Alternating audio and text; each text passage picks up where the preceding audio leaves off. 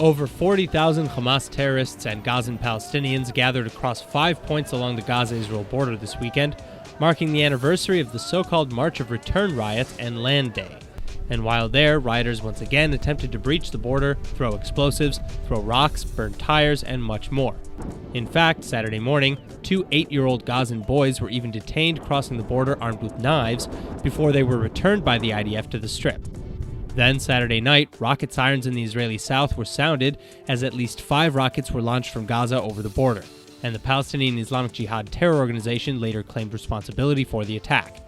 Thankfully, though, the projectiles fell in open territory and there were no reported injuries. Still, Israeli forces responded Saturday night against Hamas targets in the Strip, with tanks striking multiple Hamas observation posts. And in expectation of the massive riots, Israeli military already doubled up along the barrier in the early weekend. Then, in order to suppress the oncoming attacks, the IDF responded with live fire and riot control measures, killing 4 Palestinians and wounding over 200, according to reports. Finally, Prime Minister and Defense Minister Netanyahu also personally took a trip to the areas adjacent to the Strip to oversee the state of Israel's defense ahead of the weekend.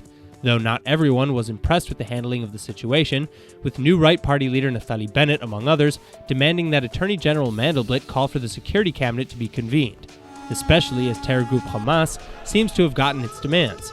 For example, despite the rocket fire and all of the attacks over the past weekend and year, Israel still reopened both the Erez and the Kerem Shalom border crossings, and the Gaza fishing zone was also extended to 15 nautical miles, this in response to Hamas's promises to stop the nighttime attacks and also put an end to incendiary balloons, rocket attacks, and violence along the border.